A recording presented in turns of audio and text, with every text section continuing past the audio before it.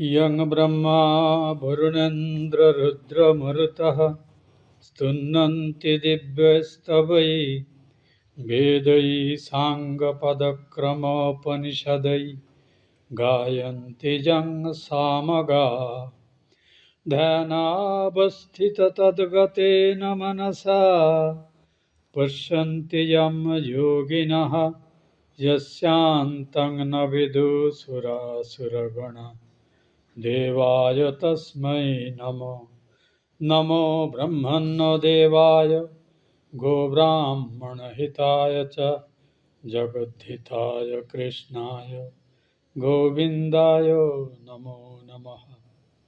ओम नमो भगवते वासुदेवाय।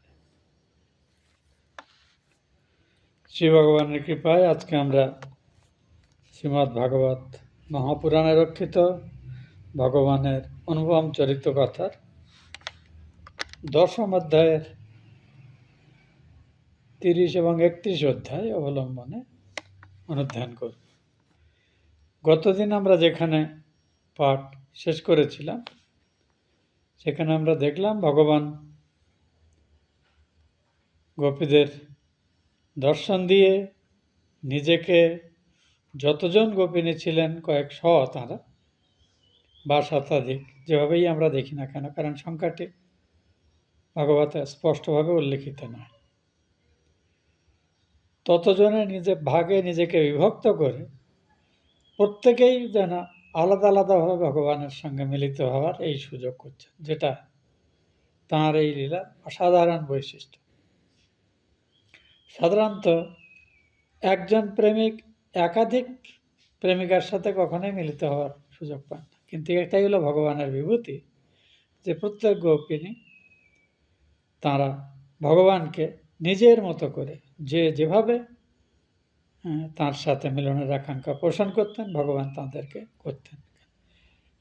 এটি ভগবানের প্রতিশ্রুতি যে তাঁকে যেভাবে পেতে চায় এবং একান্তভাবে পেতে চায়, অন্য সমস্ত আকাঙ্ক্ষা বাসনাকে সম্পূর্ণ বর্জন করে শুধুমাত্র ভগবানকে চায়, তাকে তিনি তার মতো করেই দর্শন দেন, প্রার্থনা পূরণ করেন। এটা তাঁর প্রতিশ্রুতি, এটি তিনি কিন্তু রক্ষা করছেন। গোপীদের মধ্যে নিজেদের সৌভাগ্যশালিনী বলে গর্ব হলো একজন বাদে, বাকি সবার। ভগবান তাঁদের এই অভিমান থেকে মুক্ত করার জন্য রাসমণ্ডল থেকে অকস্মাৎ অদৃশ্য হলেন। এবার তাঁরা এতক্ষণ যেন কল্পনাতীত আনন্দের সাগরে তাঁরা ভাসছিলেন। যে আনন্দের কল্পনা তারা এতদিন করে এসছেন, কিন্তু বাস্তবে সেটা কখনো সম্ভব হবে ভাবেননি, সেটা যখন কিছুক্ষণ চলার পরে তাঁদের আকাঙ্ক্ষাটা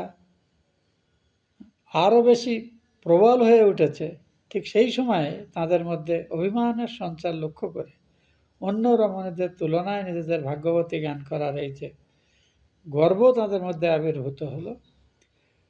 ভক্তের অন্তরে এই ধরনের অনাকাঙ্ক্ষিত বৃত্তি ভগবান কখনো চান না। কাজেই তাদের সেই দোষ থেকে মুক্ত করার জন্যই তিনি আবার দর্শনদানে যেমন কৃতার্থ করেছিলেন, ঠিক ততোধিক অদৃশ্য হয়ে তাদের মনে কষ্ট সৃষ্টি করছেন তিনি, যাতে তাদের মনের ভগবানকে পাওয়ার আকাঙ্ক্ষা আরও তীব্র হয়। এটি একটি ভগবানের আশ্চর্য জিনিস। আপনারা বহু ভক্তের জীবনে এর প্রত্যক্ষ করে থাকবেন। এখানেও তাই হলো। তো কিছুটা তারা খুব খোঁজাখুঁজি করলেন, পেলেন না। তারপরে এক জায়গায় জড়ো হয়ে ভগবানকে যতভাবে তারা ব্রজভূমিতে লীলা করতে দেখেছেন, সেই লীলা একেবারে বাল্যকাল থেকে শুরু করে বর্তমান সময়ের পূর্ব অবধি সেই সব লীলার অভিনয় তারা তাদের মধ্যে করছেন, সেটার আমরা পরিচয় পেয়েছি। তারপরে তারা খোঁজাখুঁজি করছেন। খুঁজতে খুঁজতে তারা দেখলেন ভগবানের পদচিহ্ন অপসরণ করে তারা যমুনার তীর ধরে ধরে যাচ্ছেন, যেখানে অপেক্ষাকৃত স্পষ্টভাবে ভগবানের পদচিহ্ন লক্ষ্য করা যায়। যত দূর যায় তারা বললেন, এবং জঙ্গলের মধ্যে যে অংশটাতে চন্দ্রকিরণ পর্যাপ্ত আছে, মানে পায়ের ছাপ দেখা যায় এমন স্পষ্ট, চন্দ্র তো পূর্ণচন্দ্রের শোভা ছিল, যথেষ্ট আলো ছিল, কিন্তু জঙ্গলের মধ্যে আলো ছায়ার মেশামেশি থাকে, তো সম্পূর্ণ আলো থাকে না। যতক্ষণ লক্ষ্য করা দেখলেন কিছু জায়গায় গিয়ে ভগবানের পদচিহ্ন, দুটো পায়ের ছাপ দেখা যাচ্ছে। তখন ভাবলেন নিশ্চয়ই আমাদের সঙ্গীদের মধ্যে কোনো ভাগ্যবতী একজনকে ভগবান সঙ্গে নিয়েই রাসমণ্ডল থেকে অন্তরিত হয়েছে। মাঝে মাঝে তারা দেখছেন যে ভগবানের একজনের পায়ের ছাপ, কখনো দুজনের পায়ের ছাপ। এই নিয়ে তখন তারা নিজেদের মধ্যে কি হতে পারে ভগবানের অন্তর্ধানে, কে সেই ভাগ্যবতী যিনি ভগবানের সঙ্গে ছিলেন। কারণ দুটো ভিন্ন পায়ের ছাপ নারী পুরুষের, সেটা তারা বুঝতে পারছে। এখান থেকেই আমরা শুরু করছি এবার। হে সখীগণ, দেখো আমাদের প্রতি কৃপা পরবাস বা আমাদের প্রণয়াসক্ত কৃষ্ণ তার একজন প্রেয়সীকে বোধহয় যেতে যেতে তাকে তিনি বাহুতে বহন করছিলেন, হয়তো তার প্রার্থনা পূরণের জন্য বা অন্য কোনো কারণে, কিন্তু এখানে তাকে নামিয়ে রেখেছেন। ভারাক্রান্ত হয়েছেন বলে এ স্থানে তাঁর পদচিহ্নগুলি প্রথিত হয়ে আছে। দেখো দেখো, স্থানে প্রিয় অনুনয় নিপুণ কৃষ্ণ পুষ্পচয়নের জন্য কান্তাকে ভূমিতে নামিয়েছেন। পরের শ্লোকে বলা হচ্ছে, এই স্থানে শ্রীকৃষ্ণ তাঁর প্রেয়সীকে সাজাবার জন্য পুষ্প চয়ন করেছেন। এই দেখো, এই স্থানে উচ্চ শাখা থেকে কুসুম চয়ন করবার জন্য কৃষ্ণ তার আঙুলে ভর দিয়ে, মানে উঁচু হয়ে নিজের দৈর্ঘ্যটাকে কিন্তু বাড়িয়ে যেন গাছ থেকে ফুল নাবাত মানে তুলছেন হয়েছেন বলে তার অর্ধমগ্ন পায়ের আধখানা যেন মাটির মধ্যে ঢুকে গেছে, এমনভাবে ছাপ রয়েছে। দেখো সেই প্রেমিক শিরোমণি এই স্থানে তাঁর প্রেয়সী রমণীর জন্য বোধহয় কেশ প্রসাধন, অর্থাৎ তাঁর কেশ সজ্জা করে তাকে তাঁর তৃপ্তি বিধান বা আনন্দ বিধান করেছেন। পুষ্প দ্বারা তাঁর শিরভূষণ প্রস্তুত করবার জন্য এখানে তারা উপবেশন করেছে। এখন বাস্তবে কতটা কি হয়, কিন্তু মানুষ যখন তীব্র আবেগের বশবর্তী হয় তখন তার মনের কল্পনা কোনো নিয়ম মেনে চলে না। এটা আমরা সবাই কম বেশি পরিচিত। তো এখানে সেইভাবেই গোপীদের আবেগ প্রকাশ করতে আমরা দেখতে পাই। এরপরের শ্লোকে বলা হচ্ছে, সেই প্রেমিক শিরোমণি শ্রীকৃষ্ণ তিনি বিষয়ীগণের দীনতা, বিষয়ী পুরুষগণের দীনতা এবং তাদের প্রতি অনুরক্ত স্ত্রীগণের দৌরাত্ম্য বা অস্বাভাবিক প্রত্যাশা, এটার বিষয়ে জীবকে শিক্ষা দেওয়ার জন্য যে ভগবান নিত্যতৃপ্ত আত্মারাম, অর্থাৎ যিনি কখনোই অন্য কোনো আনন্দের উৎসের উপরে নির্ভর করেন না, কারণ নিজে স্বয়ং তিনি আনন্দ স্বরূপ। কাজে এখানে কিন্তু তিনি বিষয়াসক্ত প্রণয়াসক্ত পুরুষেরকে শিক্ষা দেওয়ার জন্য, এবং প্রণয়াসক্ত পুরুষ যখনই অতিমাত্রায় তাঁর প্রেমিকাতে আসক্ত হন তখন প্রেমিকা তাকে দিয়ে যে অসম্ভব দাবি পূরণ করে এই পুরুষের কে হীন প্রতিপন্ন করতে চান, সেটাই জগৎকে শিক্ষা দেওয়ার জন্য সর্ববিধ স্ত্রীবিলাসে অনাকৃষ্ট চিত্ত হয়েও ভগবান সঙ্গিনী সেই ব্রজমণির সহিত বিবিধভাবে মেলামেশা করেছেন। ভগবান এবং সেই ভাগ্যবতী ব্রজরমণী কি আচরণ করেছেন তার কোনোটাই তারা কিন্তু দেখেননি, কিন্তু অবশিষ্টদের মনে এই ধরনের কল্পনাবিলাস চলছে। এই প্রকারে পূর্বোক্ত ব্রজরমণীগণ পরস্পর শ্রীকৃষ্ণের প্রিয়তমার কেশ প্রসাধনাদির কথা বলাবলি করতে করতে ব্যাকুলিত চিত্তে বন থেকে, এক বন থেকে আর এক বনে, যেখানে তারা মনে করেছেন তাঁর পদচিহ্নকে অনুসরণ যতক্ষণ করা যায় করতে লাগলেন। গোপীজন প্রাণবল্লভ শ্রীকৃষ্ণ যিনি এই গোপীদের সমস্ত মন প্রাণকে যেন একেবারে নিজের প্রতি নিবিষ্ট করে দিয়েছিলেন, সেই সমস্ত গোপীকে পরিত্যাগ করে যে গোপিনীকে সঙ্গে নিয়ে নির্জন বনপ্রদেশে গমন করেছিলেন, সেই গোপী কৃষ্ণের নিকট নানাভাবে প্রেমাদর পেয়ে নিজেকে অন্য সমস্ত গোপী অপেক্ষা শ্রেষ্ঠ বলে মনে করতে লাগলেন। কেননা শ্রীকৃষ্ণ তাঁর চরণ সেবা প্রার্থনাতে অন্য সমস্ত গোপরমণীকে পরিত্যাগ করে কেবলমাত্র তাঁরই সহিত প্রেম ব্যবহার করছেন। এর আগে যখন পৃথক পৃথকভাবে প্রত্যেকের সাথে ভগবান আলাদাভাবে তাদের সাহচর্য দিয়ে সর্বতভাবে তাদের তৃপ্ত করেছেন এবং তাদের এই মিলনাকাঙ্ক্ষাকে আরও বাড়িয়ে তুলেছেন, তাদের বেশিরভাগের মধ্যে অহংকার দেখাতে ভগবান তাদের কাছ থেকে নিজেকে অদৃশ্য করেছেন। একমাত্র যে গোপিনীর মধ্যে এটি ছিল না, তার সাথে যখন একান্তভাবে মিশছেন তখন এর মধ্যেও অহংকার সৃষ্টি হলো। তিনি ভাবলেন, আমি অন্য সব গোপিনীদের থেকে ভাগ্যবতী এবং ভগবান আমার প্রতি বেশি। অর্থাৎ তিনি যেন ভগবানের বিশেষ কৃপাধন্য বলে গর্বিত মনে করলেন। অনেক সময় যেমন ভক্তেরা ভগবানের কৃপা পেয়ে নিজেকে অন্য ভক্তদের থেকে বড় ভাবতে আরম্ভ করেন। এটি কিন্তু ভগবানের কাছে কোনো মতেই কাঙ্ক্ষিত নয়। এখানে ঠিক সেই দৃষ্টি হচ্ছে। তদনন্তর গভীর বনপ্রদেশে গিয়ে শ্রীকৃষ্ণ প্রেম ব্যবহার গর্বিতা গোপী শ্রীকৃষ্ণকে বললেন, সম্ভবত বলেছেন যে আমি আর চলতে পারছি না, আমাকে তুমি ক্রোড়ে ধারণ করে তোমার যেখানে ইচ্ছা সেখানে নিয়ে চলো। এরকমের কোনো অস্বাভাবিক প্রত্যাশা হয়তো তিনি কৃষ্ণের কাছে করেছেন। এটা এই গোপীরা ভাবছেন, অবশিষ্ট গোপীরা। শ্রীকৃষ্ণ সেই ব্রজমণির এই কথা শুনে বললেন, তবে তুমি আমার স্কন্ধে অর্থাৎ আমার কাঁধে আরোহণ করো, আমি তোমাকে নিয়ে যাচ্ছি, আমরা যেখানে যেতে চাই। এই কথা বললেন, ইনি প্রত্যাশা করছেন তাহলে কৃষ্ণ অবনত হলে তিনি তার স্কন্ধে আরোহণ করবেন, যেমন তিনি বলেছেন। এই কথা বলেই কিন্তু ভগবান শ্রীকৃষ্ণ সেখান থেকে অন্তর্হিত হলেন। তখন সেই ব্রজরমণী বিলাপ করতে লাগলেন, হে নাথ, হে রমণ, হে প্রিয়তম, হে মহাবাহু, তুমি কোথায় আছো? তোমার এই দীন কিঙ্করীকে দেখা দাও। মানে এর মধ্যেও যখন সেই একই অহংকারের প্রকাশ দেখেছেন, তখন এর থেকেও ভগবান নিজেকে অদৃশ্য করেছে। এ নিয়ে এখানে অনেক দীর্ঘ আলোচনা আছে, আমরা তার মধ্যে যাচ্ছি না, আমরা পরের শ্লোকে যাচ্ছি। এই পর্যন্ত বলার পরে সুখদেব বলছেন, গোপরমণিগণ এই রূপে শ্রীকৃষ্ণের গমনপথের অনুসরণ করতে করতে কিছু দূরে গিয়ে কোনো কৃষ্ণ বিরহ ভার পীড়িতা একজন গোপীকে মূর্ছিত অবস্থায় দেখতে পেলেন। টিকাতে ভগবান বলছেন, ইনিই শ্রীরাধা।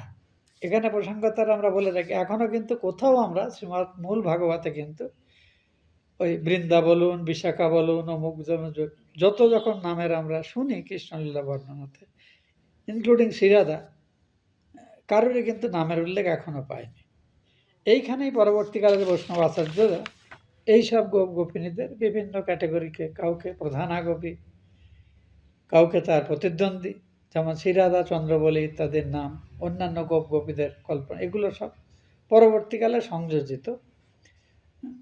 সেগুলোও আমরা প্রামাণ্য হিসেবে ভক্তরা মনে করেন, কিন্তু মূল ভাগবতে কিন্তু আমরা এটি পাচ্ছি না, এটি আমরা জেনে নিচ্ছি। অর্থাৎ এখনও অবধি শ্রীরাধা নামের কোনো উল্লেখ কিন্তু আমরা এই ভাগবতে এ যাবৎ এখনও আমরা পাইনি। দেখি সামনে আমরা পাই কিনা, সেটা আমরা বুঝতে পারব। অবশিষ্ট গোপীরা তখন সেই মূর্ছিতা গোপীর মূর্ছা দূর করার জন্য তার নিকট শ্রীকৃষ্ণ কিভাবে নির্জন বনবিহারাদি দ্বারা তাঁর প্রতিবিধান করেছেন সেটা শোনার ইচ্ছায় সকলে মিলে তাঁর সংজ্ঞা ফিরিয়ে আনার চেষ্টা করলেন এবং পরিশেষে তাঁর মান গর্বাদি দৌরাত্ম্যবশত কীভাবে ভগবান তাঁকেও পরিত্যাগ করে চলে গিয়েছেন সে সমস্ত বৃত্তান্ত তাদের এই গোপীর কাছে শুনে অন্য গোপীরা যারা এতক্ষণ দুঃখ করছিলেন ভগবান আমাদের পরিত্যাগ করেছেন, তো এর মধ্যেও একই গর্বের অনুভব হওয়াতে ভগবান একেও পরিত্যাগ করেছেন, এটা এই গোপীর মুখপাত শুনতেন এবং কীভাবে ভগবান তাকে বিশেষভাবে কৃপা করেছেন, তার মনোবাঞ্ছা পূরণ করেছেন, এটা তারা শুনলেন। তদনন্তর সমস্ত ব্রজরমণী মিলিত হয়ে, ইনক্লুডিং এই প্রধান গোপী, যাকে একান্তে ভগবান তার সাথে বিহারের সুযোগ দিয়েছিল, তদনন্তর সমস্ত ব্রজরমণী মিলিত হয়ে শ্রীকৃষ্ণকে অন্বেষণ করবার জন্য বনে প্রবেশ করলেন এবং যতদূর চন্দ্রকিরণে দৃষ্টিগোচর হল ততদূর পর্যন্ত অগ্রসর হয়ে যখন শ্রীকৃষ্ণের পদচিহ্নাতি দেখে বুঝলেন যে তিনি এর থেকেও ঘন অন্ধকার কোনো নিবিড় বনে প্রবেশ করেছেন, তখন সেখান থেকে তাঁরা প্রত্যাবর্তন করলেন। কেন? ওই অঞ্চলের বনসন্নিবে লতাপাতার এত বেশি যে উপর থেকে চাঁদের আলো কোনো রকমে নিচে আসছে না, ফলে পুরো অন্ধকারাচ্ছন্ন। তার পদাঙ্ক যখন দেখতেই পাচ্ছেন না, কোথায় খুঁজবেন, তখন তারা বিপরীত ক্রমে এসে সেই যমুনার তীরে এসে, মানে যমুনার প্রান্তে তো যমুনা, আর যমুনার পরবর্তী যে তীর, সেখানে তারা এসেছেন, সমবেত হয়েছেন, হয়ে তখন তারা সে স্থান থেকে প্রত্যাবর্তন করলেন। করে কি করছেন? এইখানে একটি অপূর্ব শ্লোক আছে, এটা দিয়ে এই অধ্যায় শেষ হচ্ছে। শ্রীকৃষ্ণে কি অপূর্ব সব শব্দ, মূল শব্দগুলোর সঙ্গে আপনাদের একটু পরিচয় করিয়ে দিই।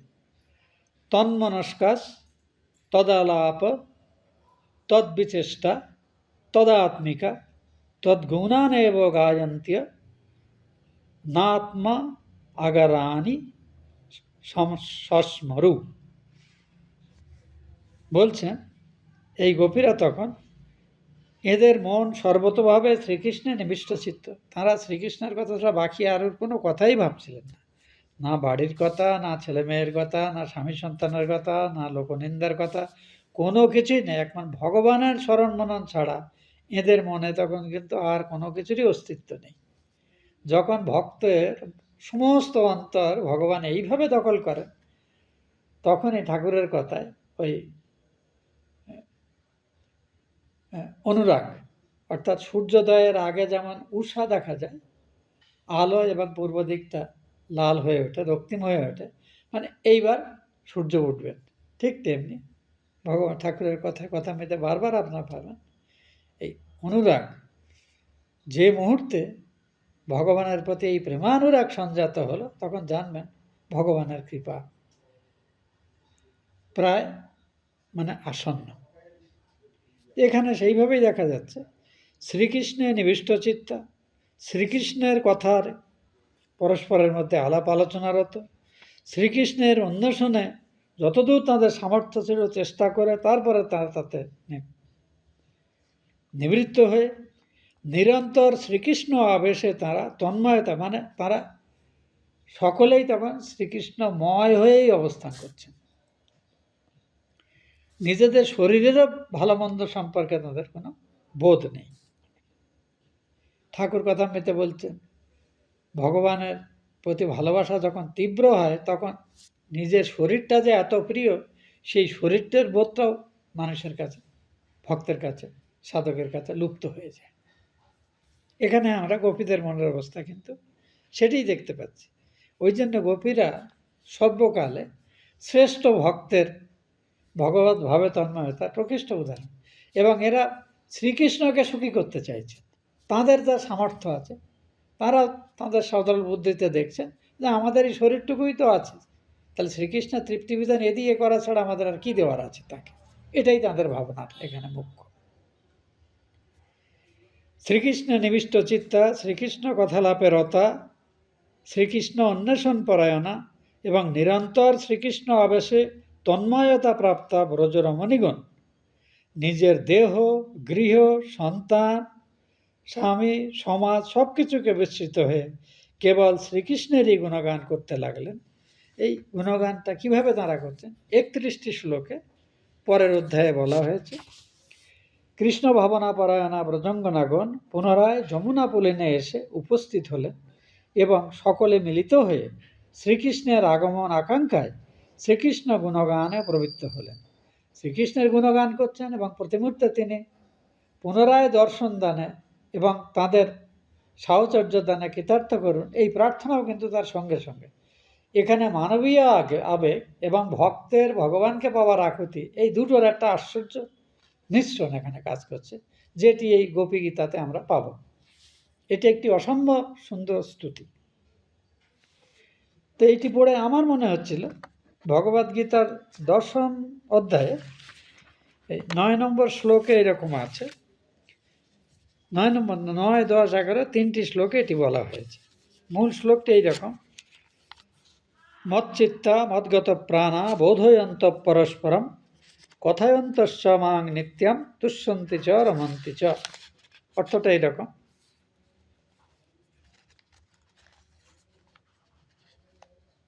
নিরন্তর মনে প্রাণে আমার চিন্তাতে বা আমার ধ্যানে নিবিষ্ট যাদের মন, শুধু তাই না, যাদের সমস্ত সত্তাটাই যেন আমার চিন্তাতে ডুবে আছে, এমন ভক্তগণ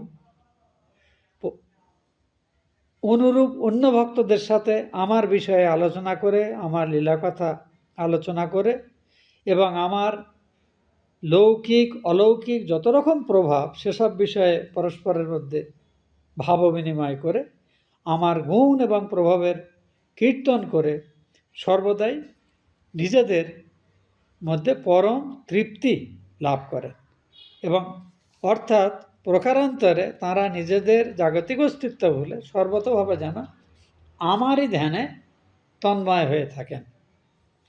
পরেও দুটি শ্লোক আছে এরকম: সর্বদা আমার ধ্যানে এইভাবে যে ভক্তরা যুক্ত হতে পারে এবং প্রেমপূর্বক আমার ভজন করে, সেই ভক্তদের আমি তত্ত্বজ্ঞান রূপ প্রদান করি। ভগবান এবং দদামি বুদ্ধিযোগম তম যেন মাম ভয়ান্তি। আমি তাদের বুদ্ধিযোগ প্রদান, এখানে বুদ্ধিযোগের অর্থ তত্ত্বজ্ঞান রূপ পরম যোগ প্রদান করি, যার সহায়তায় তারা প্রত্যক্ষভাবে আমাকে জেনে কৃতকৃতার্থ হয়। তারপরে বলছেন তেষামেবা অনুকম্পার্থং অহম অজ্ঞানজং তম নাশায় আমি আত্মভাবস্থ জ্ঞানদীপেন ভাষ্যতে। কীভাবে এটি সম্ভব হয় সেটি এই শ্লোকে বলছেন। হে অর্জুন, সেই ভক্তগণের প্রতি অনুগ্রহবশত তাদের অন্তঃকরণে স্থিত আমি তো তাদের অন্তরে অবস্থান চিরকালই করছি, শুধু তারা যেন তাকে না বুঝে বাইরে বা আমার লীলা চিন্তনের মাধ্যমে আমাকে খোঁজে। যদিও পরিশেষে তারা আমাকে জানে, তার কারণ তাদের ভেতরের অজ্ঞানের আবরণটা যতক্ষণ পুরো দূর না হচ্ছে ততক্ষণ তাদের ভেতরে আলোর মতো জ্বলজ্বল করা আমার যে সত্তা, সেটি তারা নিজেরা বোধ করতে পারে না। তাই বলছেন এইভাবে আমি যখন কৃপা করি তখন আমার কৃপাতে তাদের অন্তরে স্থিত যে জন্মান্তরের যে অজ্ঞান, কর্মজন্য জন্মজাত জ্ঞাতসারকৃত অজ্ঞাতসারকৃত বিবিধ ভুল, যাকে কেউ কেউ পাপ বলে, পাপ না, এটি ভুল ভ্রান্তি, তজ্জনিত মলিনতা, এবং তার থেকেই আমাদের জগতের সুখ সম্পদ আত্মীয় পরিজনের প্রতি আসক্তি জন্মে। ভগবানের কৃপা হলে কিন্তু এই আসক্তিগুলো ঘুচে যায়। তাই বলছেন সেই ভক্তগণের প্রতি অনুগ্রহবশত তাঁদের অন্তঃকরণে স্থিত আমি তাঁদের অজ্ঞানজনিত অন্ধকারকে প্রকাশময় তত্ত্বজ্ঞানরূপ প্রদীপের দ্বারা নাশ করি। যে কীভাবে ভগবানের অনুকম্পা আমাদের হৃদয় অন্ধকার দূর করে।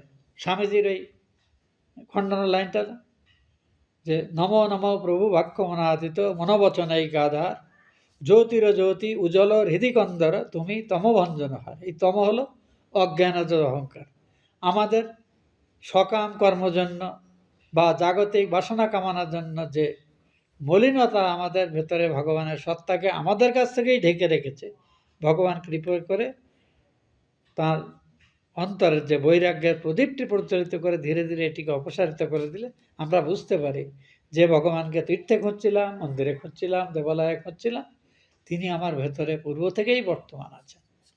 আর এতেই আমাদের কৃতকৃতার্থতা লাভ হয়।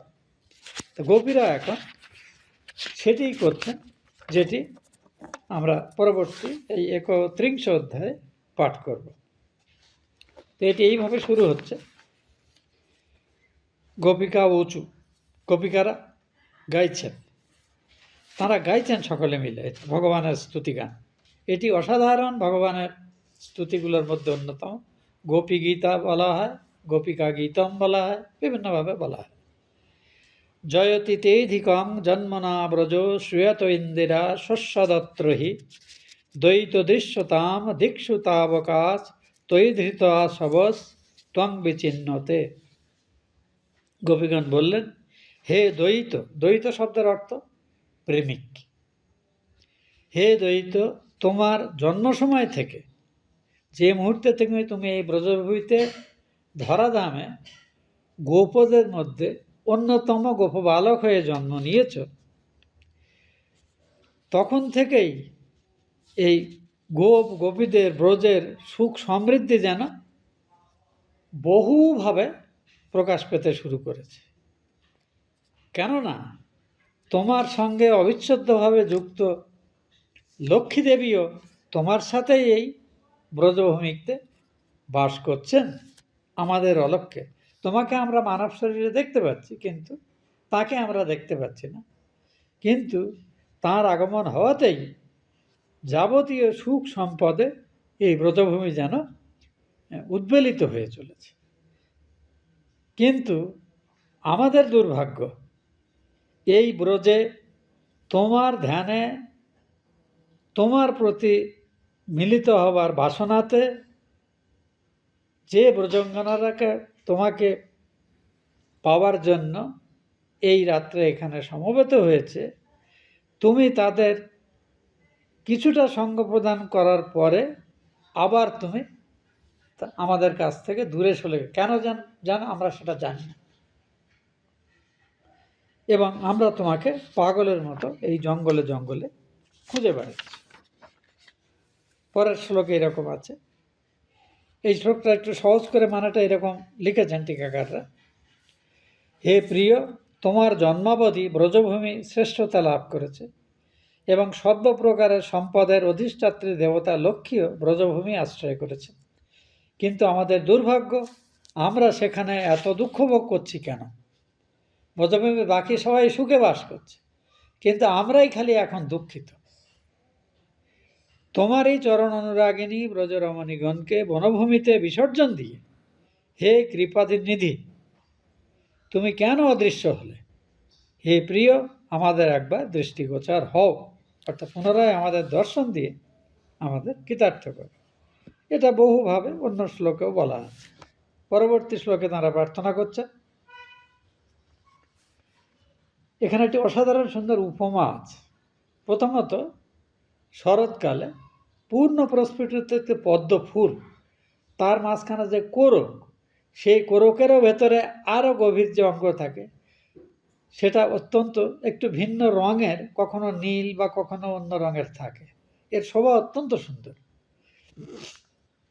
হে সুরতনাথ, সুরতনাথ মানে যিনি সর্বপ্রকারের সম্ভোগ আদি আনন্দ প্রদানে সর্বদা সামর্থ্য। হে সুরতনাথ, হে বরদ, অর্থাৎ যার কাছে যে যা প্রার্থনা করে তিনি স্বচ্ছন্দে প্রীতিবশতা দেন।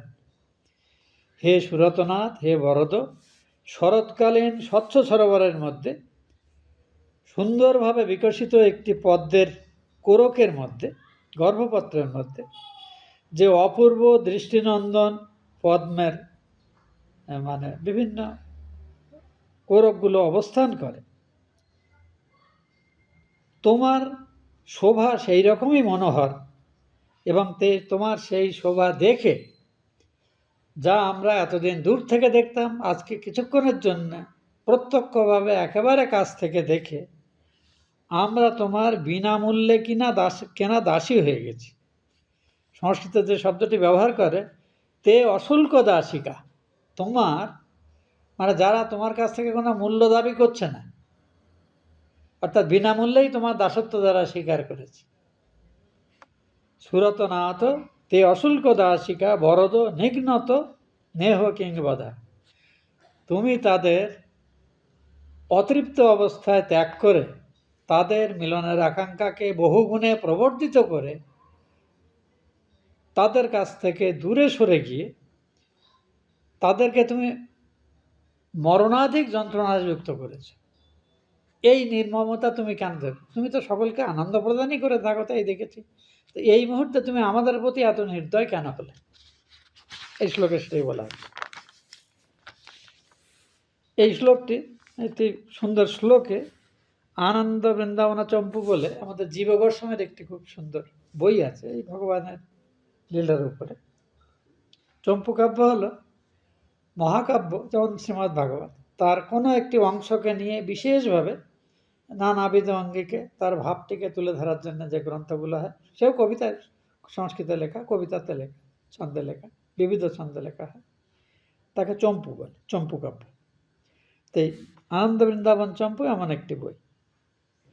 তো এখানে উল্লেখ আছে, নিশিতেন দৃগঞ্চলেন এ সবিশেষণৈব স্বরেণ ন মনঃ বিনিকৃতন্তসি বিনিকৃন্তসি হন্তযোষিতাং তদয়ং কিংবত নৈব নো বদঃ।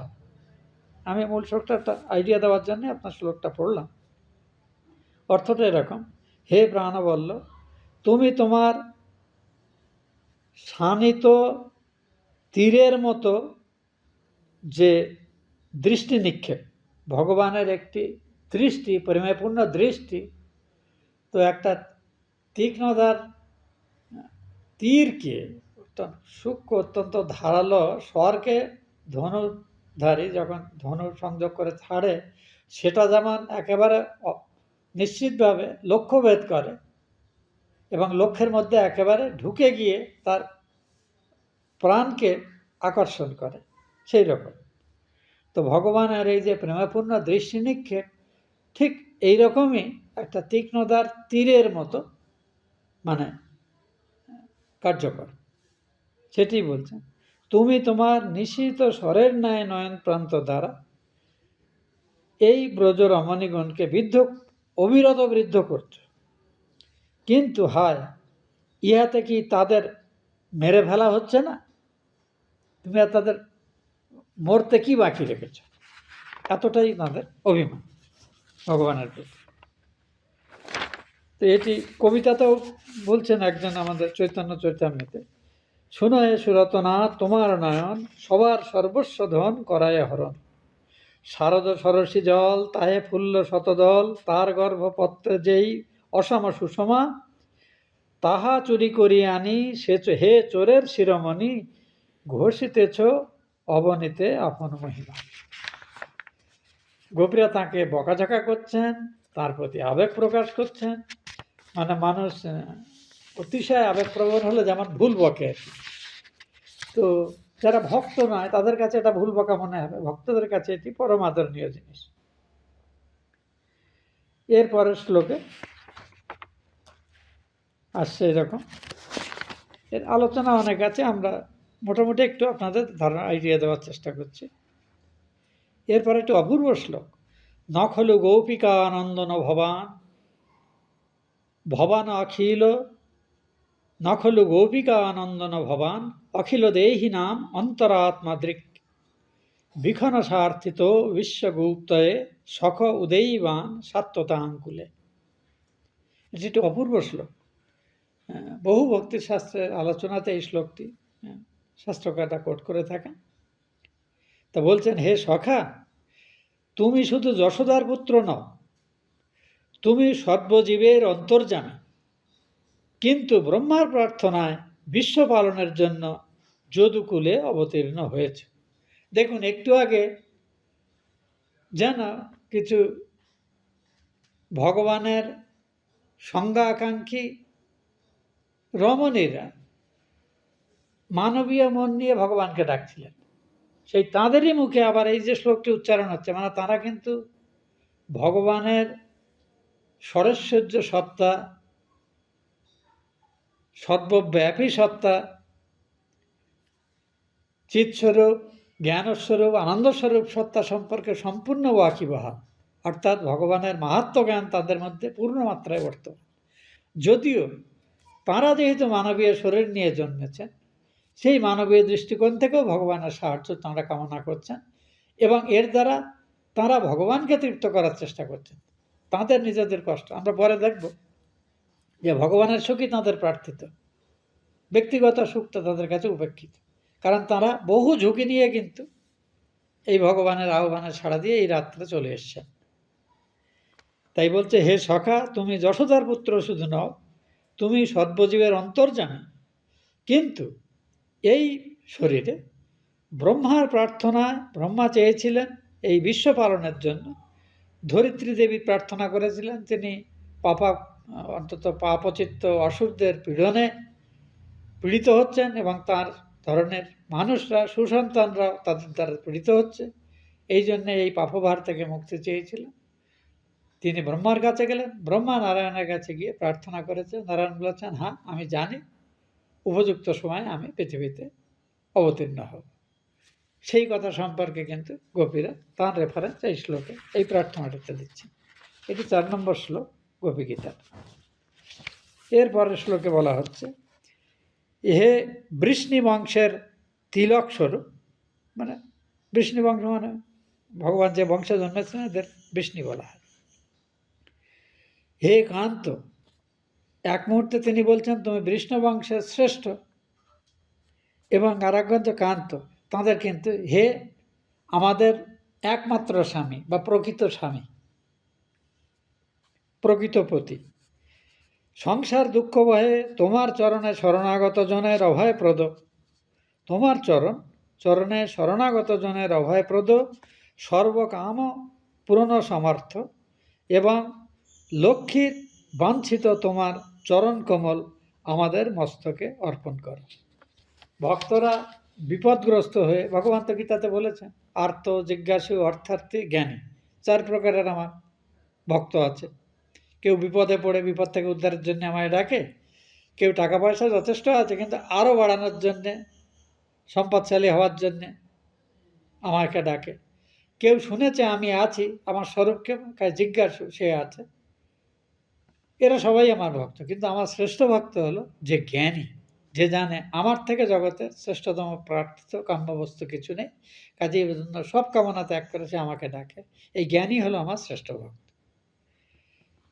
তো তারই খানিকটা ইঙ্গিত এখানে এই শ্লোকে দেওয়া হচ্ছে। সংসারের দুঃখ ভয়ে তোমার চরণে শরণাগত আর্তভক্তদের কথা বলা হচ্ছে, এবং যারা কোনো রকম বিপদে পড়েছে সেই বিপদ থেকে দেখার জন্যে তোমার অভয় হস্ত প্রার্থনা করে, তোমার পাদপদ্মে শরণ নিলে তুমি তাদের এই ভয় থেকে উদ্ধার করে দাও। যেমন ব্রহ্মার প্রার্থনায়, পৃথিবীর প্রার্থনায় তুমি এসেছ।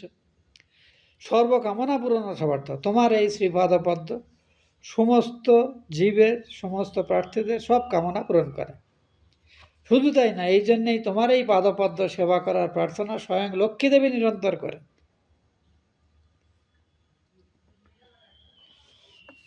কাজেই তুমি তোমার সেই হাত আমাদের, তোমার সেই পা আমাদের বুকে স্থাপন করো, তোমার ওই পবিত্র হাত আমাদের মস্তকে স্থাপন করো, করে আমাদের মনের সমগ্রবিধ যে যন্ত্রণা সেটা তুমি দূর করো। এরপরে বলছে পরের শ্লোকে, 6 নম্বর শ্লোক, হে ব্রজজনের আর্তি নাশকারী, হে বীর, হে নিজজনের গর্বহর, মানে ভগবানের দ্বারা আপনজন, তাদের তিনি বাকি সব ক্ষমা করে দেন, কিন্তু তারা যদি কোনো কারণে অহংকারী হয় ভগবান কিছুতেই সেটি মার্জনা করেন না, এবং গোপীরা সে সম্পর্কে সমর্থ। শুধু তারা জানেন না, এও হয়তো ভগবানের মায়া, যে কোন পুণ্য বলে ভগবান তাঁদের বহু প্রার্থিত দর্শন এবং সঙ্গদানে কিছুটা কৃতার্থ করেছেন, আবার তাদের কোন ভুলের জন্য তিনি আবার নিজেকে দূরে সরিয়ে নিয়েছেন তারা জানেন না, আর জানেন না বলেই তাদের এই আরতি। অথচ তাঁর মাহাত্ম্য খ্যাপনের সময় তারা কিন্তু ভগবানকে বলছেন, তোমার আপনজনদের গর্ব তুমি সবসময় দূর করে দাও, যাতে তোমারকে তারা আরও ভালোভাবে পেতে পারে। কারণ আমরা জানি তোমার প্রিয়জনদেরও গর্ব, অন্যের গর্ব তো দূর করোই, বিশেষ করে তোমার যারা প্রিয়জন, তোমার ভক্ত, তাদের গর্বও তুমি প্রত্যাশা করো না, সেটাও তুমি দূর করো। আপনজনের গর্ব হরো, কি আশ্চর্য বিশেষণ দেখুন।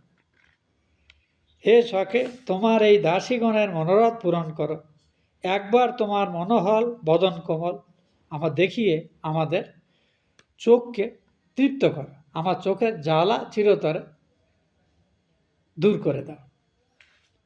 পরের শ্লোকে বলা হচ্ছে,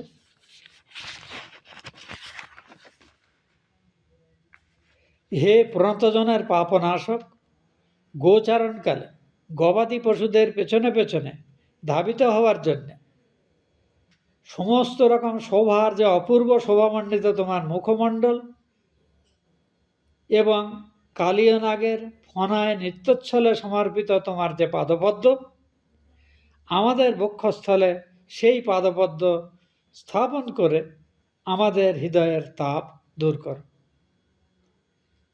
আবার পড়ছি, তোমার এই পাদপদ্ম যারা স্পর্শ করার সুযোগ পায় বা তোমার পাদপদ্ম যারা শরণাগত হয়, তাদের অন্তরের সর্বপ্রকার পাপ, অর্থাৎ স্বেচ্ছায় অনিচ্ছায় পরিস্থিতির চাপে পড়ে থাকা যত রকমের ভুল ভ্রান্তিজনিত মলিনতা তাদের অন্তরে জমা হয়, তাকে তুমি দূর করে দাও কৃপা করে। এতটাই পাপনাশক তোমার পা। এই পাদপদ্ম গোচারণের সময় গবাদি পশুর পেছনে পেছনে নিয়ে তোমার পায়ে কত কাঁটা ফুটেছে, তুমি কত পাথরে আহত হয়েছ, কিন্তু কাজেই তোমার পায়ের তোমার এই সম্ভাব্য যন্ত্রণা কষ্ট করেও আমরা প্রাণে প্রাণে ব্যথিত হতাম। তোমার মুখমণ্ডল এত সুন্দর যার শোভা কেউ বর্ণনা করতে পারবে না, কিন্তু তোমার সেই মুখমণ্ডল ধূলি দূষরিত হয়ে থাকতো যখন তুমি গরুদের পেছনে পেছনে ধাবিত হয়ে দিনের শেষে ফিরতে। এবং কালীয় নাগের ফনায় যে পা অর্পণ করে, তোমার যে পাদপদ্ম অর্পণ করে তুমি কালীয় নাগকে তার যে দুষ্কৃতি তা থেকে মুক্ত করে অন্যত্র প্রেরণ করেছিলে, সেই পাদপদ্ম তুমি দয়া করে আমাদের বক্ষস্থলে স্থাপন করে আমাদের এই অত্যন্ত তপ্ত হৃদয়কে শান্ত করো, এর যন্ত্রণাকে দূর করো। এখানে আমি ভাবছিলাম যে আমাদের জন্ম জন্মান্তরের কর্মজাত সমস্ত মলিনতা তোমার সর্বপাপহর পাদস্পর্শে দূর করে দাও। এটাই গোপীদের প্রার্থনার তাৎপর্য। তারপরের শ্লোকে গোপীরা প্রার্থনা করছেন এইভাবে,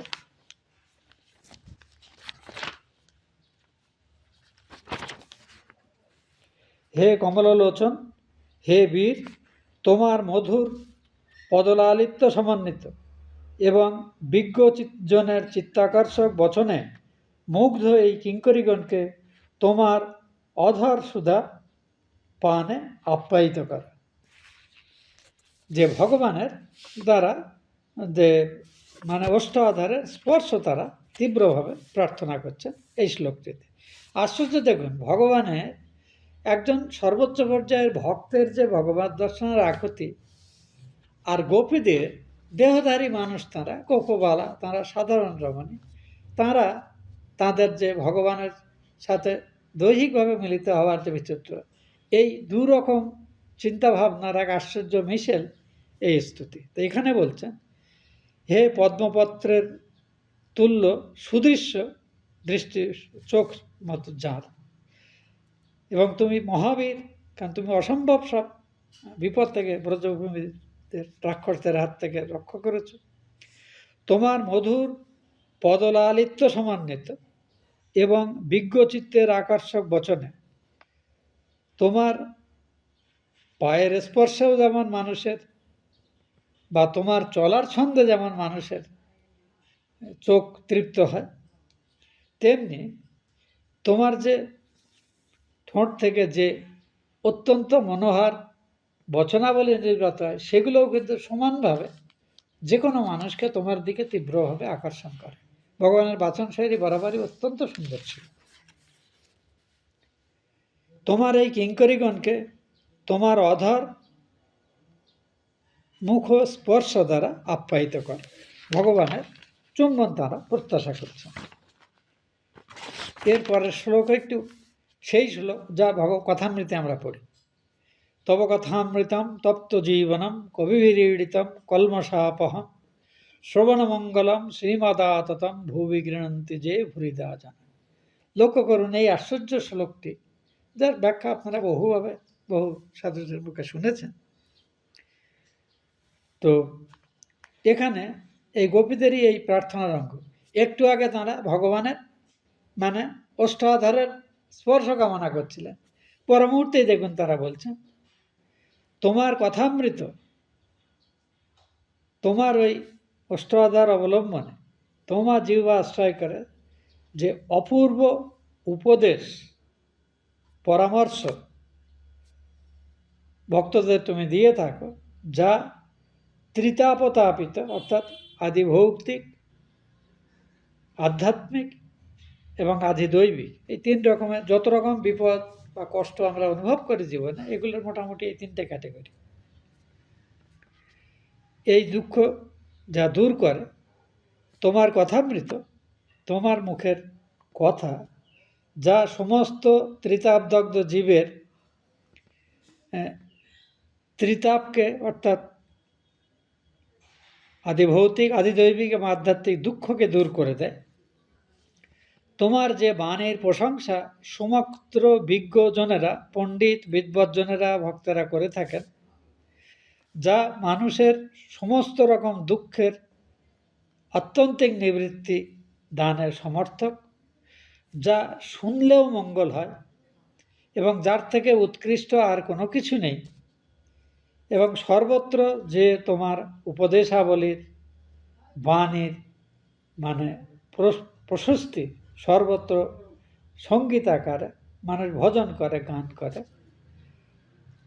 যে ব্যক্তি তোমার কথা কীর্তন করে সে জগতে সকলের থেকে বড় দাতা হিসেবে গণ্য হয়। এই হিসেবে আমি এখন এই ভূমিকায় আছি, আপনাদের এই কথা আমি শোনাচ্ছি, তার মানে আমি একজন দাতা হয়ে গেলাম। আমার ভাবভক্তি থাক না থাক, কিন্তু ভগবানের বাণী যেহেতু বিতরণ করছি, জ্ঞানত অজ্ঞানত, বুঝে হোক না বুঝে হোক, ভালোভাবে হোক খারাপভাবে হোক, কিন্তু আলটিমেটলি কিন্তু আমি ভগবানের বাণীর বাহক এখন। তো ওই জন্যেই ব্যাসপীঠে যারা বসে, যারা ভগবানের কথা শ্রবণ করেন, তাদেরকে লোকে নমস্কার করে। এটা ভারতীয় সনাতন ধারা। এই কারণ হলো এখানে এই শ্লোকটিতে বলা হচ্ছে। আপনি দেখুন গোপীদের মধ্যে জ্ঞানের কিছু কমতি নেই, অথচ তারা গোপবালা, তারা সাধারণ অর্থে নিরক্ষর, সহজ সরল। তো তাদের মধ্যে সর্বোচ্চ পর্যায়ের ভক্তির এবং ভগবানের মাহাত্ম্য সম্পর্কে পূর্ণ সচেতনতা পুরো মাত্রায় বর্তমান। এই মহাত্মা গান্ধীই কিন্তু তারা ভগবানকে তৃপ্ত করতে চাইছেন। ভগবান তাদের একটি মানবীয় শরীর শুধু দিয়েছেন, কি করে ভগবানের তৃপ্তির জন্য আমরা এই শরীরকে প্রদান করে ভগবানকে তৃপ্ত করব, এটিই তাদের প্রত্যাশা। ওই জন্যই বলা হয় তৎসুখ সুখিত্তম, এটি হলো ব্রজগোপীদের ভাবের সার। নারদ ভক্তি সূত্রে এই শব্দটি ব্যবহার করা হয়। যখনই কোনো একজন শঙ্কিত বা সংশয়ী মানুষ জিজ্ঞাসা করছে, হ্যাঁ গোপীতে আপনি বলছেন শ্রেষ্ঠ ভক্তের দৃষ্টান্ত বৃন্দাবনের গোপীরা, যে ভগবানকে প্রায় সব কিছু সম্পূর্ণরূপে সমস্ত মানে কিছু পরিত্যাগ করে সব কিছু ভগবানের পায়ে সমর্পণ করা সম্ভব, তার শ্রেষ্ঠ দৃষ্টান্ত কি আছে জগতে কিছু? বলে হ্যাঁ আছে, যথা ব্রজগোপিকা নাম, যেমন ব্রজের গোপীরা। তো বলছেন তারা তো আমরা জানি তারা তো পরকীয়া প্রেমের বসে ভগবানকে চেয়েছিলেন ইত্যাদি, এটা ওটা বলেছে। বলে ঠিকই আছে, জাগতিকভাবে যে পরকীয়া প্রেম আমরা দেখি সেখানে স্ত্রী এবং পুরুষ উভয়ের থেকে কিছু না কিছু প্রত্যাশা করে। এখানে গোপীরা কিন্তু সব কিছু ভগবানের প্রীতির জন্য করতে চাইছে। তাদের এর জন্য এটা করতে গিয়ে তাদের জীবনে যত দুঃখ, যত নিন্দা, যত সমালোচনা হোক, এমনকি জীবনেরও যদি ঝুঁকি চলে যায়, তা নিয়েও তাদের কোনো পরোয়া নেই। এই যে তৎসুখ সুখিতা, ভগবানের সুখের জন্যই তারা সুখী হতে চান, এই জিনিসের দৃষ্টান্ত আর কোথাও নেই। এটা ভগবান শ্রীরামকৃষ্ণ স্বীকার করেছে। তো এখানে যেটি বলা হচ্ছে যে পরের শ্লোক এইভাবে বলা হচ্ছে, হে প্রিয়, হে কপট গুণের শিরোপতি। কপট মানে মানে ছলনাকারী, যারা যিনি মুহুর্মুহু নিজের ভূমিকা পরিবর্তন করেন। তো এটা বহুরূপী, মানে জাদুকররাও করতে পারে। যেমন এখানে ভগবান কিন্তু পরম প্রেমিক, পরম আরাধ্য, আবার মহা যন্ত্রণাদায়ক, সব ভূমিকায় যেন তিনি পর্যায়ক্রম অভিনয় করছেন। তাই তাকে বলা হচ্ছে শট বা কুহক। মানে প্রেমিকা যেমন রেগে গিয়ে প্রেমিককে যা খুশি তাই গালি দেয়। একটু আগের দিন আমরা একটা অন্য শাস্ত্রের কোটেশন দিয়ে দেখেছেন যে প্রেমিকার দেওয়া ভর্ৎসনা প্রেমিকের কাছে কখনো গালি বলে মনে হয় না। তো এটা হলো ইভেন মানবীয় প্রভাব ওটা দেখা যায়। তো এখানে বলছেন, হে প্রিয়, হে কপটগণের শিরোমণি। সংস্কৃত যে শব্দটি কুহক, কুহক মানে জাদুকর, যে ম্যাজিক দেখায়, মানে অসম্ভব যে সম্ভব করে, যে আমরা তো কল্পনাও করিনি ততদিক দুঃখ তুমি আমাদের দিচ্ছ। আবার তুমি যেটুকু সঙ্গ দিয়েছ তাতে যে সুখ আমরা পেয়েছি ওই সুখের কল্পনাও আমরা কখনো করিনি। এই যে দুটো ভূমিকার মধ্যে ভগবানের যে আসা যাওয়া, এটিকে এই যোগীটা কপটতা বলে বলছেন। কারণ এই শব্দ ছাড়া আমাদের মানবীয় ভাষায় অন্য শব্দ নেই, যার জন্য আমরা এটি ব্যবহার করা হচ্ছে। হে প্রিয়, হে কপটগণের শিরোমণি, তোমার মৃদু হাস্য, তোমার সপ্রেম কটাক্ষ দৃষ্টি, মিলনের সংকেত যুক্ত তোমার বিবিধ অঙ্গভঙ্গি এবং তোমার নির্জনে বাদিত বংশীনাদে এবং তোমার সাময়িক সঙ্গসুখে যে আশ্চর্য সব পরিহাস হাসি মজা তুমি করেছ, এগুলো চিন্তা করে আমাদের চিত্তে যেন মানে সমুদ্রের ঢেউয়ের মতো মানে আবেগের একটা উথাল পাথাল ভাব আমাদের চিত্তে চলছে।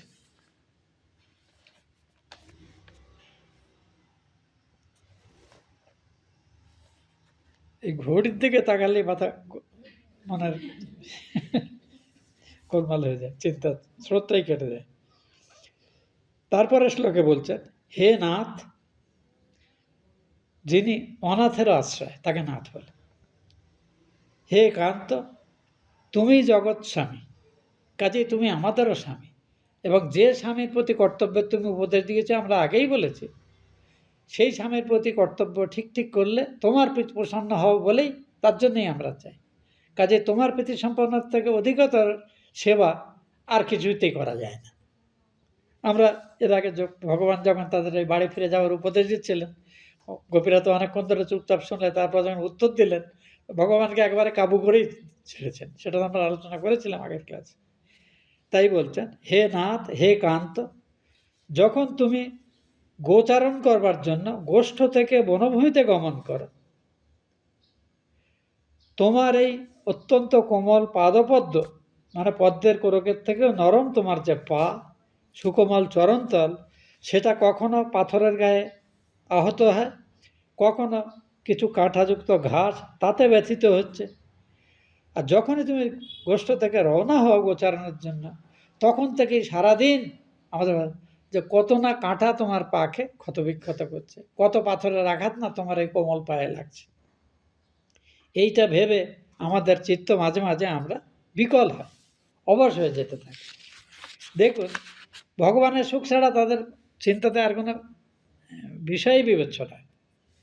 এই প্রত্যেকটা শ্লোকে তার ভাব প্রকাশিত। হে গোকুলের মহাবীর, যিনি গোকুল ভূমিকে বহু বিপদ থেকে রক্ষা করেছ, যা তোমার সাহায্য তাই গোকুলবাসীরা নিজেরা কখনো যে বিপদ থেকে, এমনকি দাবানল থেকেও তুমি রক্ষা করেছো তাদের। হে গোকুলের মহাবীর, দিনের অবসান সময়ে তুমি যখন তোমার এই যে কোঁকড়ানো চুল, ঘন কুঞ্চিত কেশ অলকাবলী সমৃদ্ধ এবং গোখুর থেকে উদ্ভূত ধুলাতে তোমার মুখে মলিন হয়ে যেত, সেই মুখ নিয়ে তুমি তার ফাঁকেই আমাদের কারুর সঙ্গে তোমার যদি দৃষ্টি বিনিময়েও সেই মুখের ভেতর থেকেও আশ্চর্য স্নেহসহ এবং তুমি আমাদের দিকে হাসো, সেটা দেখে আমাদের হৃদয় একেবারে যেন কন্দর্প স্বরে জর্জরিত হয়ে যায়। তো যে কোনো অবস্থায় ভগবানের দৃষ্টি তাদের হৃদয়কে উদ্বেল করে দিত। হে রমন, রমন শব্দের অর্থ, রম ধাতুর অর্থ আগে আমরা আনন্দ প্রকাশ করা, ভ্রমণ করা, তৃপ্তি সাধন করা বা আনন্দ প্রদান করা, এসবই রম ধাতুর অর্থে বিবিধভাবে ব্যবহার হয়। এই রম ধাতু থেকে রমণীয় শব্দটি এসেছে, যা খুব সুন্দর, সৌন্দর্যের জ্ঞাপক। আর রামচন্দ্রকে আনন্দদায়ক বলে রাম বলা হতো।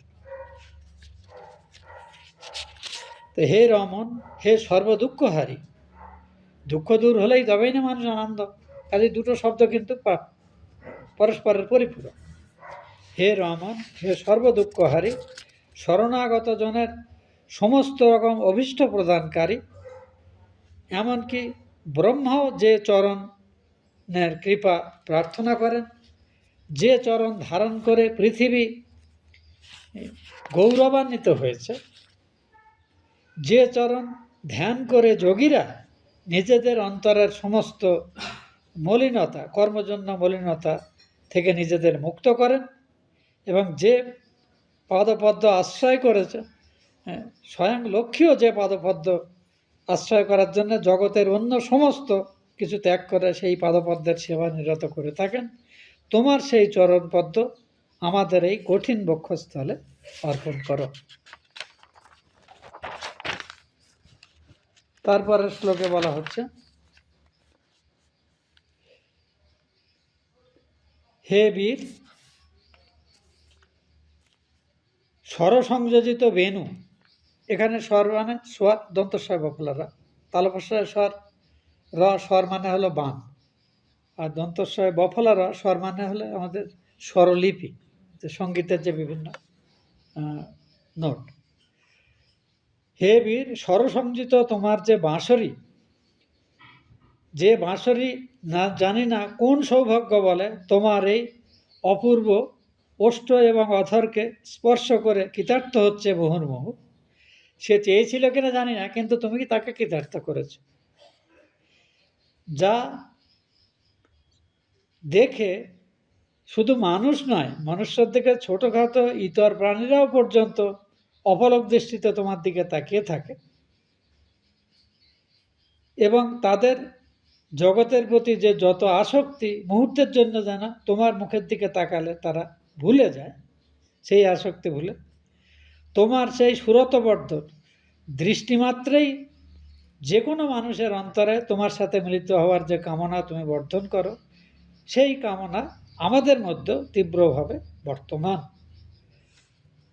এবং তোমার শোকনাশক সেই অধরামৃত আমাদের বিতরণ করো। গোপীরা আবার কিন্তু ভগবানের ওষ্ঠ এবং অধরের স্পর্শ কামনা করছে এই শ্লোকে। এরপরের শ্লোকে আছে, হে প্রিয়, হে পরম প্রিয়, তুমি যখন দিনের বেলা বৃন্দাবনে ভ্রমণ করো, তখন তোমাকে যতক্ষণ আবার তুমি গোষ্ঠে ফিরে না আসো, ততক্ষণ যে আমরা জীবন ধারণ করি তার প্রতিটি মুহূর্তই যেন আমাদের কাছে এক একটি যুগ বলে মনে হয়।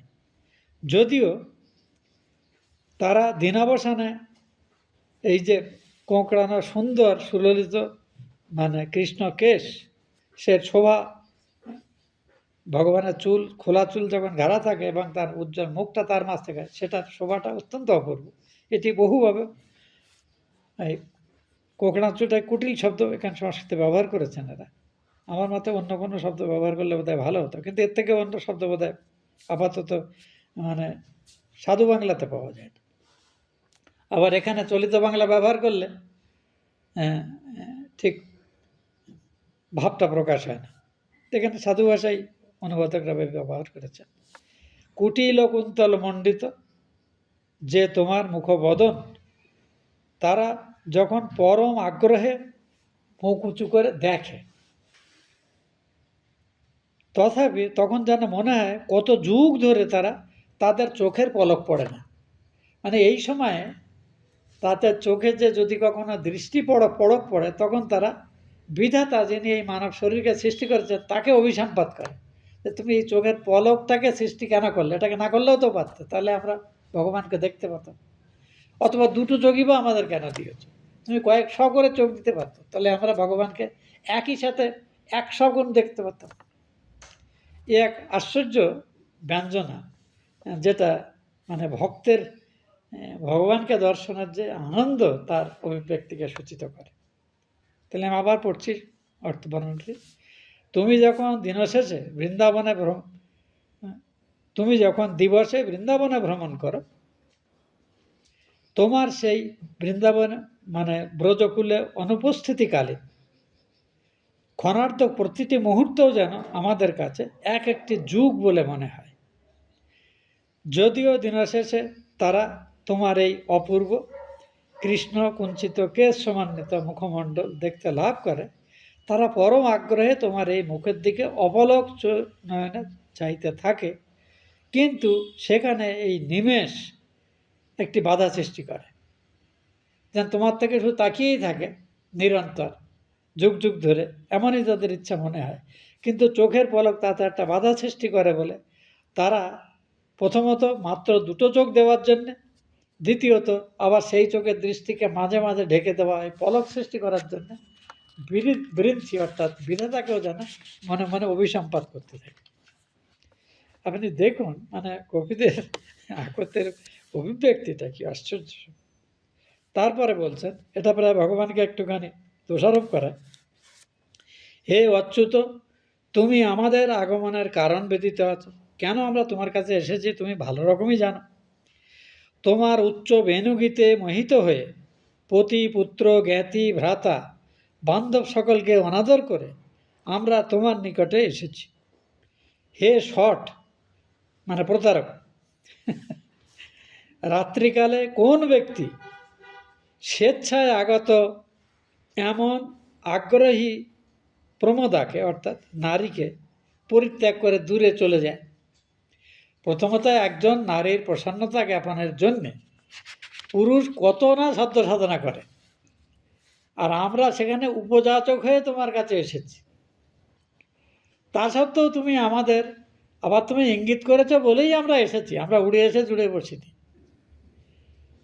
আবার সেখানে আমাদের তুমি ছেড়ে গিয়ে চলে যাচ্ছ। তাহলে তোমার থেকে প্রবঞ্চক এবং শট আর জগতে কে আছে? কি ভালোবাসা দেখুন, একদিকে ভগবানকে ভগবান বলে উপাসনা হচ্ছে, আর একদিকে ভগবানকে গালি দেওয়া হচ্ছে। আশ্চর্য। তো এই অংশটির অর্থ এখানে টিকাকার তো সে কয়েক পাতা ধরে বলেছেন, তা আমাদের তো অত সময় নেই, আমি এইটি বলে আজকে বোধহয় শেষ করতে হবে আমার। তো হে শট ও শিরোমণি, শট শুধু শট নয়, শটগণের মধ্যে সব থেকে বড় শট। সংস্কৃতিতে শব্দটি ব্যবহার করছে কিতব, এই শব্দটি ব্যবহার করা হয়েছে। আমরা জানি তুমি অচ্যুত, অর্থাৎ তোমার প্রকৃত স্বরূপ সৎ স্বরূপ, চিৎ স্বরূপ এবং আনন্দময় স্বরূপ থেকে তুমি বিচ্যুত কখনো হও না, তাই তোমাকে অচ্যুত বলা হয়। কিন্তু অচ্যুত বলে তার খ্যাতি করা হচ্ছে, কিন্তু এই মুহূর্তে তুমি কিন্তু তোমার কথার খেলাপ করছো, তাই আমরা বলছি তুমি চ্যুত হয়েছ। হে অচ্যুত, হে শট শিরোমণি, আমরা জানি তুমি অচ্যুত, গুণচ্যুতি তোমাদের সম্ভব নয়, কিন্তু কেমন করে তুমি আজ আমাদের প্রতি অকরুণ অত্যন্ত নিষ্ঠুরের ন্যায় আচরণ করতে উদ্যত হয়েছ। তুমি বিশেষভাবে অবগত আছো যে আমরা তোমার নিমিত্তই তোমার রসঘন মূর্তি সঙ্গলাভের আকুল বাসনায় তোমার নিকটে ছুটে এসেছি।